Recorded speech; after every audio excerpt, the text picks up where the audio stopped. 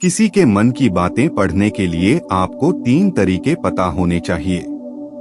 यह तरीके सीखना बहुत महत्वपूर्ण है। इन तरीकों को सीखकर आप आसानी से समझ सकते हैं कि कोई कैसा सोच रहा है। तो आइए मैं आपको गौतम बुद्ध की एक कहानी सुनाता हूँ, जो आपको दूसरों के मन को पढ़ने के तरीके सिखाएगी। बहुत समय पहले की बात है। एक छोटे से गांव में 2 भाई थे। बड़े भाई अंधा था, इसलिए वह हमेशा घर पर ही रहता था और छोटे भाई खेती करता था। हालांकि खेतों में बहुत सारे जानवर थे और उनके कारण पूरी कृषि बर्बाद हो रही थी। इससे छोटे भाई को बहुत परेशानी हो रही थी। फिर एक दिन उसे ख्याल आया कि वह अपने अंधे बड़े भाई की मदद क्यों नहीं लेता, ताकि वह खेतों से जानवरों को भगा सके, क्योंकि उसका बड़ा भाई अंधा था। वह खेत में बैठकर जानवरों की आवाज सुनते ही उन्हें डरा सकता था। इस तरीके से हमारी कृषि बच सकती थी। यह सब कुछ सोचने के बाद उसने अपने खेत में एक छोटा सा झोपड़ा बनाया और अपने अंधे भाई को उसमें रखा। उसने उससे कहा, भाई, अगर तुम किसी जानवर की आवाज सुनो तो जोर से चिल्लाओ और जानवर यहाँ से भाग जाएंगे। इससे हमारी फसलें बच जाएगी। बड़ा भाई अपने छोटे भाई के विचार से सहमत हो गया और खेत में बैठने लगा। जब कभी उसे किसी जानवर की आवाज सुनाई पड़ती, वह तुरंत जोर से चिल्लाने लगता और जानवरों को डराकर भगा देता। वे कई दिनों तक यह अभ्यास जारी रखते हैं। एक दिन एक हिरण उनके खेत में दौड़ रहा था और खेत को तोड़कर भाग गया। हालांकि एक राजा भी वहां था जो हिरण की पीछा कर रहा था। राजा का ध्यान अंधे भाई पर गया और उनसे पूछा, क्या तुमने यहाँ एक हिरण देखा है? जवाब में अंधे भाई ने कहा, मैं अंधा हूँ, मैं कैसे हिरण देख सकता हूँ, पर मैं तुम्हें इतना बता सकता हूँ कि मेरी खेत से जो जानवर भाग गया है वह आपकी पीछा करने लायक नहीं है। आप अपना समय बर्बाद कर रहे हैं। उस अंधे के शब्दों से राजा चौंका हुआ था।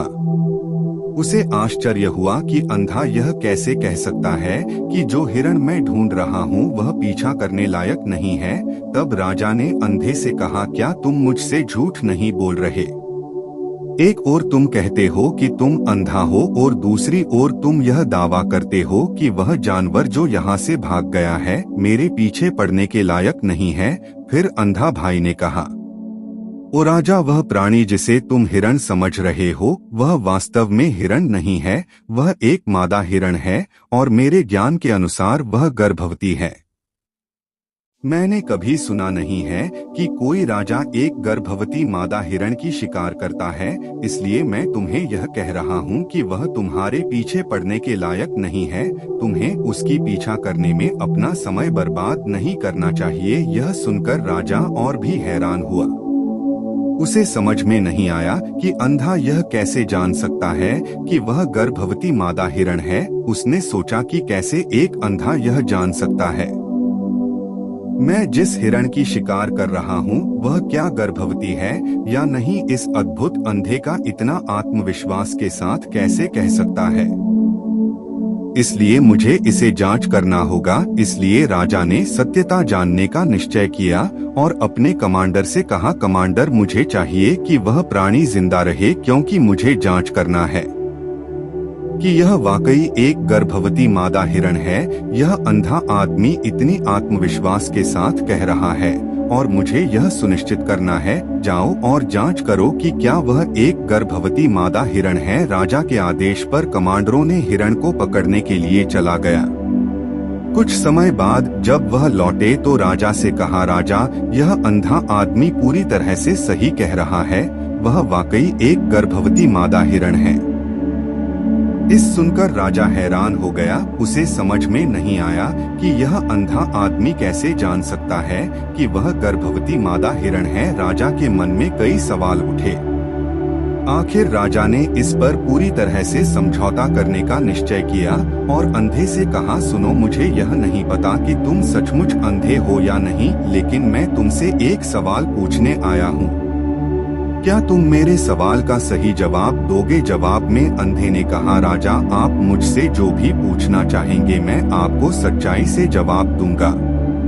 राजा ने कहा, देखो, एक और तुम कहते हो कि तुम अंधे हो और दूसरी तरफ तुमने मुझे कहा कि मैं जिस जानवर की मैं पीछा कर रहा था तुम कहते हो कि वह गर्भवती मादा हिरण है, और साथ में तुम्हें यह भी पता लगता है कि तुम्हारे खेतों में जानवर कब आते हैं और कब जाते हैं। तुमने यह सब कैसे अनुमान लगाया?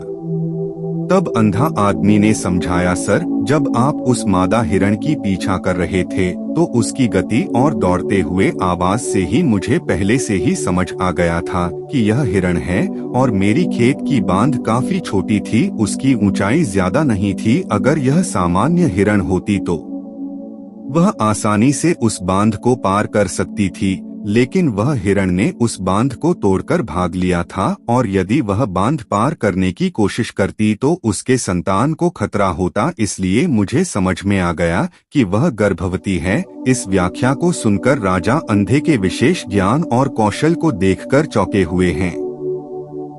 वह समझता है कि यह व्यक्ति अंधा होने के बावजूद जानकारी और क्षमताओं से संपन्न है। राजा इसका लाभ उठाने का निश्चय करता है और अंधे से एक और सवाल पूछता है। राजा कहते हैं, तुम बुद्धिमान हो और तुम्हारी कई बातों की गहरी समझ लगती है।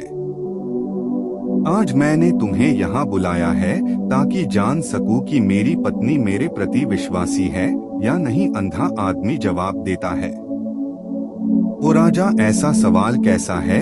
आपका विवाह कई सालों से चल रहा है और अब आप ऐसी बातें जानना चाहते हैं। ऐसे सवाल आपके मन में क्यों उत्पन्न हो रहे हैं? हालांकि राजा कहता है, तुम्हें इस सवाल का जवाब दे देना होगा। अगर तुम मुझे उत्तर नहीं दोगे तो मैं तुम्हें मृत्यु दंड से सजा दूंगा। राजा की धमक सुनकर अंधा कहता है, बहुत अच्छा, मैं तुम्हें तुम्हारे सवाल का जवाब दूंगा। ओ राजा, अगर तुम इस सवाल का जवाब चाहते हो तो तुम्हें मेरी एक सेवा करनी होगी। राजा पूछता है, मुझे बताओ, मुझे क्या करना होगा? व्यक्ति जवाब देता है, उसके लिए तुम्हें अपनी पत्नी को मेरे साथ एक कमरे में अकेले छोड़ देना होगा। यह सुनते ही पहले तो गुस्सा होता है, लेकिन कुछ समय सोचने के बाद वह उस व्यक्ति की बात मानता है और अपनी पत्नी को उसके साथ एक कमरे में भेजने का आदेश देता है।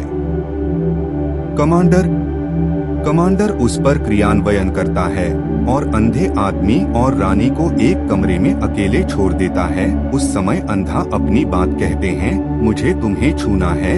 यह सुनते ही रानी बहुत गुस्से से भरी हो जाती है और अंधे को पीटने लगती है, कभी हाथों से तो कभी पैरों से और कभी पूरी ताकत से वह उसे बेहद बेरहमी से पीटती है। बाद में किसी तरह अंधा अपनी जान बचा लेता है और राजा के पास जाता है। उसने राजा से कहा, ओ राजा, आपकी पत्नी विश्वासी नहीं है। इसे सुनते ही राजा बहुत गुस्से से भरकर अपनी तलवार निकालता है और सीधे अपनी पत्नी के पास जाता है। उसने उससे गुस्से में कहा, रानी, आज मैं तुमसे एक सवाल पूछूंगा और तुम्हें सच्चाई से जवाब देना होगा। अगर तुमने झूठ बोला तो मैं तुम्हारा सर तुरंत अलग कर दूंगा।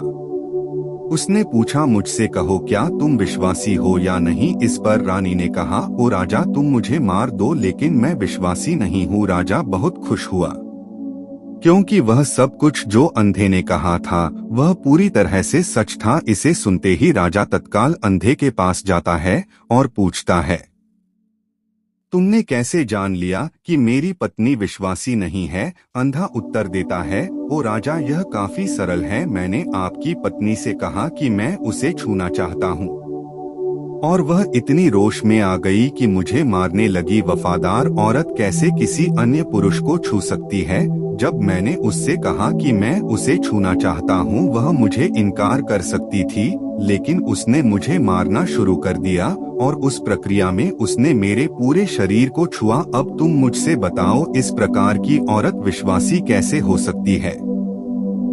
राजा कहता है, तुम बहुत बुद्धिमान हो, ठीक है, तो चलो आगे बढ़ते हैं। उसके बाद वह जोर से कहता है, एक और सवाल का सही जवाब दो और मैं तुम्हें यहाँ से जाने दूंगा। राजा फिर पूछता है, मुझे बताओ, क्या मैं सचमुच मेरे पिता का बेटा हूँ या किसी और का? इस पर अंधा आदमी उत्तर देता है, ओ राजा, इससे तुम्हारा क्या लेना देना है?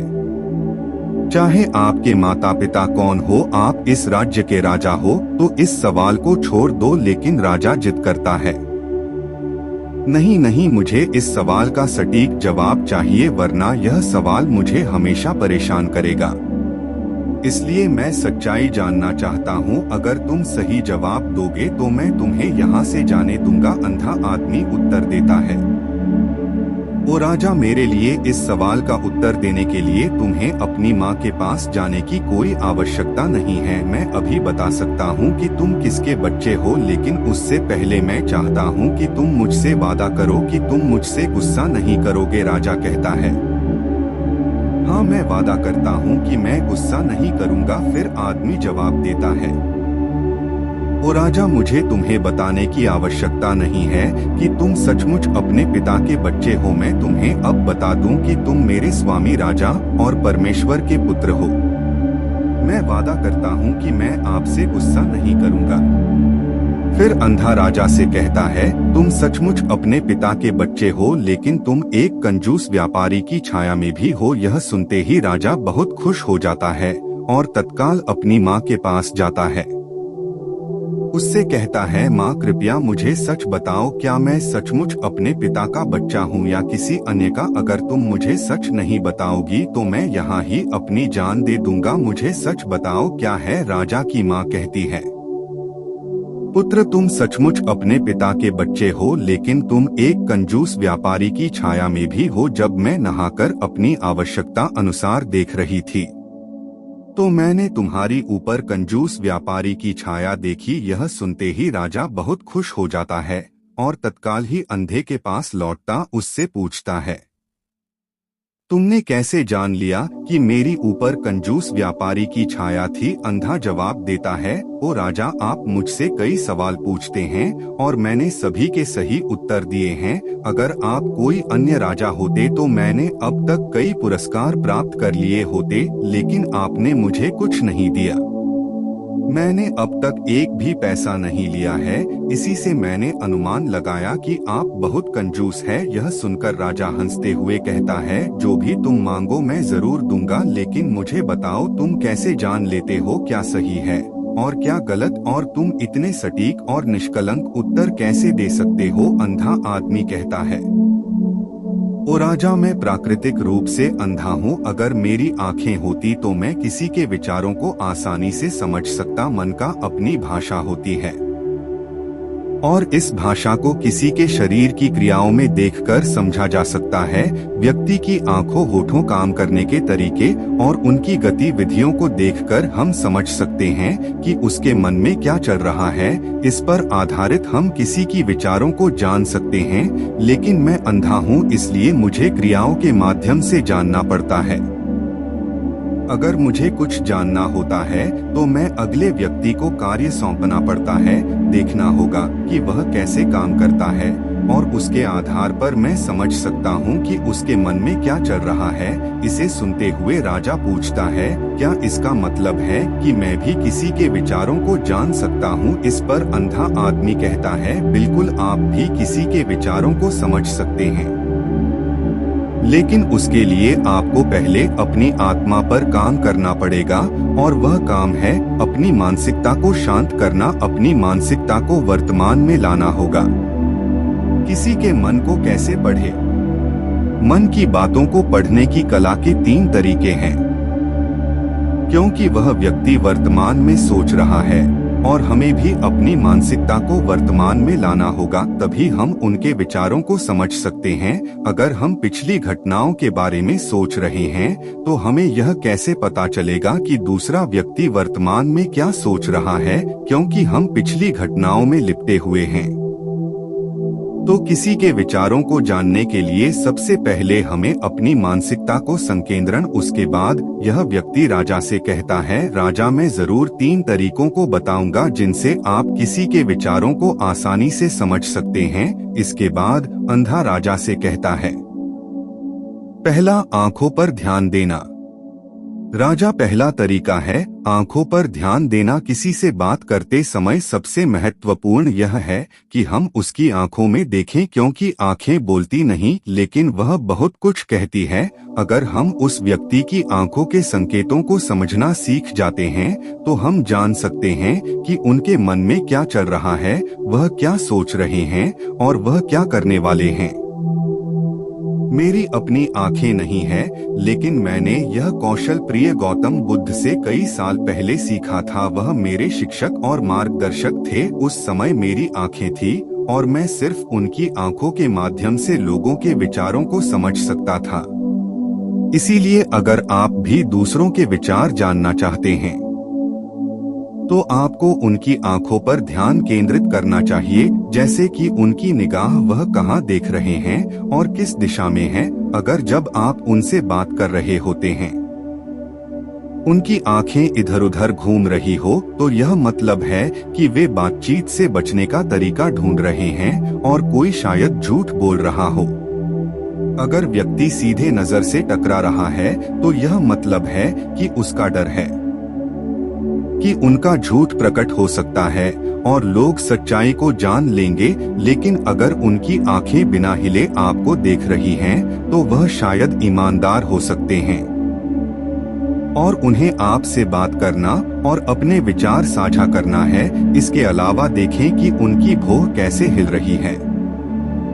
अगर वह दूसरी ओर देखते हुए उनकी भौं नीचे जाती है तो वह शायद कुछ सोच रहे हैं या किसी अन्य चीज के बारे में चिंतित है। अगर उनकी भौं ऊपर जाती है और उनकी आंखें बड़ी हो जाती हैं, तो वह आश्चर्य या जिज्ञासु हो सकते हैं, जिन्हें आपके विचारों के बारे में यहाँ तक कि देखें कि उनकी पूंजी इतनी बड़ी या छोटी है। पूंजी आंख का काला हिस्सा होती है। अगर पूंजी बड़ी होती है तो यह मतलब है कि वह आपको पसंद करते हैं या आपके कहे को पसंद कर रहे हैं। वह उत्साहित या खुश है।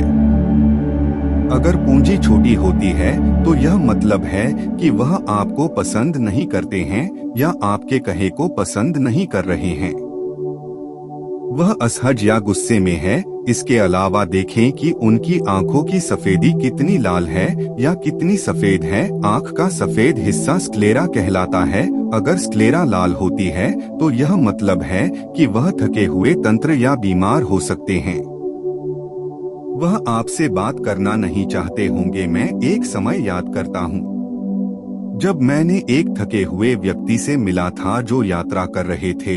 हम जब बात कर रहे थे तो उसकी आंखें बहुत घूमती रहती थी। मुझे कभी देखती नहीं। इससे दिखाई देता था कि उसको चिंता थी और वह जल्दी जाना चाहता था। मुझे लगा कि वह कुछ छुपा रहा हो सकता है। वह मेरे साथ बात करना नहीं चाहता था, इसलिए मैंने उससे और सवाल पूछे। मैंने पता लगाया कि उसका एक गुप्त योजना था।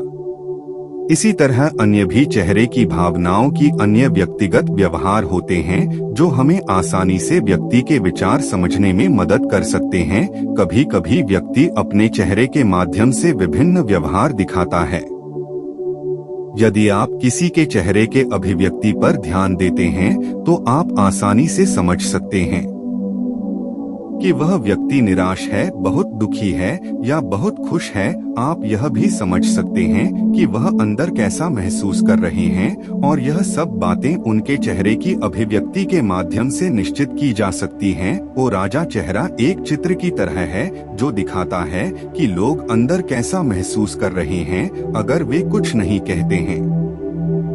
तो यदि आप लोगों को बेहतर समझना चाहते हैं तो आपको इन नीरव संकेतों पर ध्यान देना होगा। जब आप किसी को देखते हैं जिनका मुंह नीचे की ओर मुड़ जाता है और छोटे से दुखी चेहरा बनता है, तो आमतौर पर यह मतलब होता है कि वह खुश नहीं है, संतुष्ट नहीं है या कुछ हार गए हैं।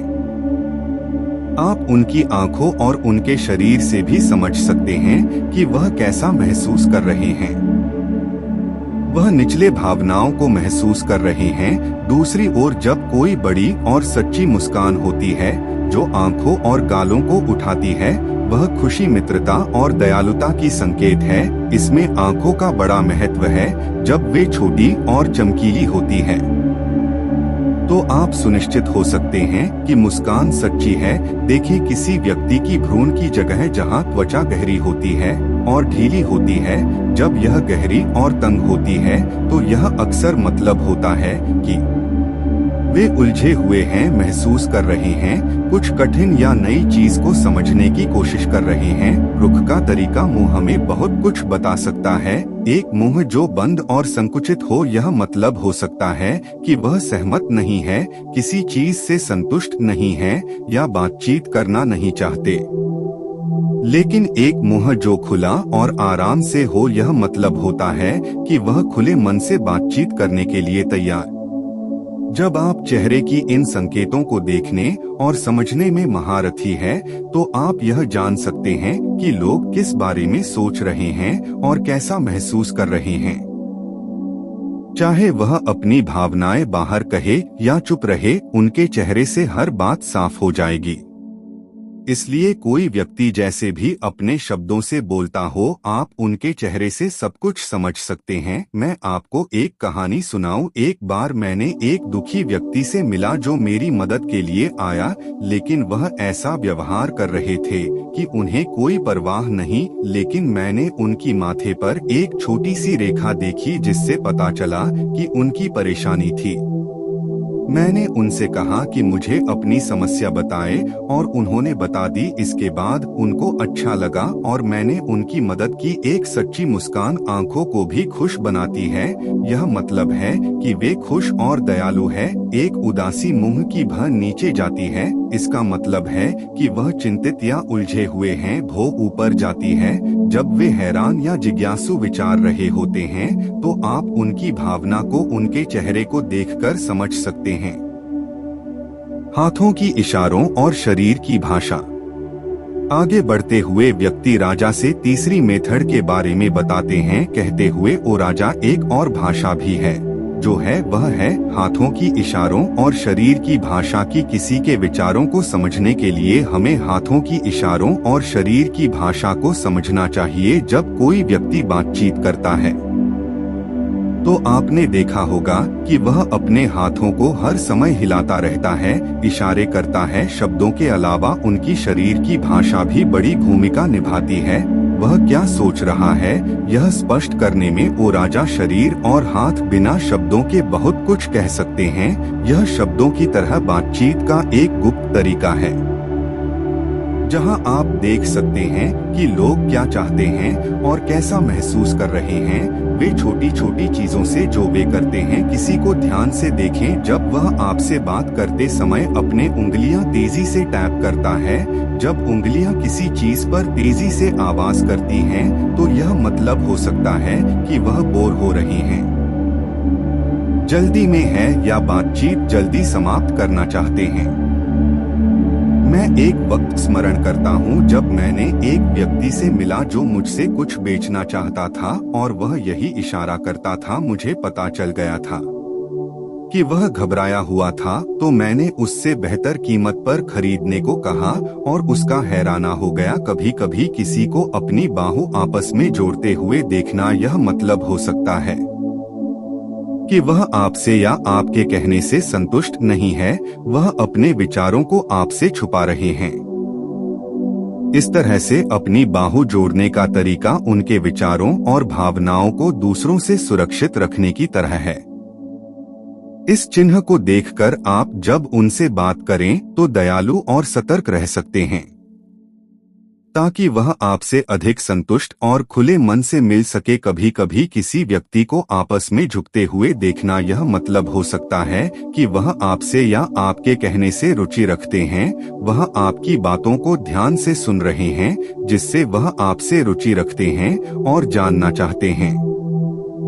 इस तरह से अपने शरीर को हिलाने का यह तरीका दिखाता है कि वह आपकी बातों को सुनना, सीखना और समझना चाहते हैं। मैंने एक बुद्धिमान शिक्षक से मिला था जो ऐसा करते थे। वह बहुत शांत थे, लेकिन वह दिलचस्पी से आगे झुकते रहते थे, जिससे यह प्रकट होता था कि उन्हें उस विषय के बारे में और जानना था। कभी कभी लोग जब आपसे बात करते समय अपने चेहरे को छूने की आदत डालते हैं तो आपको पता चल सकता है कि वह किस बारे में सोच रहे हैं। यह अक्सर मतलब रखता है कि वे चिंतित हैं या सोचते हैं। यह सब छूने का तरीका दिखाते हैं कि उनके मन और दिल में क्या हो रहा है। दूसरों की शरीर और हाथों से सही से समझने के लिए आपको धैर्य रखना पड़ता है, सावधानी से देखना पड़ता है और उन बातों को सराहना करनी पड़ती है जो वे नहीं कहते। यह छोटी पर महत्वपूर्ण संकेत जैसे कि एक शांत पुस्तक आपको उन भावनाओं और विचारों को दिखाते हैं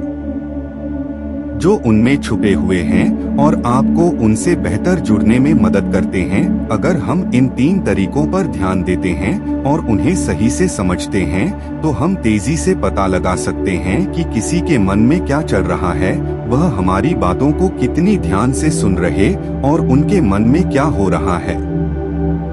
लेकिन इससे पहले आपको अपने मन को ध्यान में लाना होगा और उसे वर्तमान में लाना होगा। तभी आप इन सभी क्रियाओं पर ध्यान दे सकते हैं, उन्हें समझ सकते हैं और महसूस कर सकते हैं कि उनके मन में क्या चल रहा है। अन्यथा अगर आप पूर्व घटनाओं या भविष्य के योजनाओं में प्रवृत्त हैं तो आप कभी भी व्यक्ति की शरीर भाषा पर ध्यान नहीं देंगे और आप कभी नहीं समझ पाएंगे कि उनके मन में क्या हो रहा है, वह क्या सोच रहे हैं। आपने कई महान संतों और ज्ञानी व्यक्तियों को देखा होगा जो आपको शांति से देखते हैं और आपको बता सकते हैं कि आपके मन में क्या चल रहा है, आपने उनसे क्या सीखा है।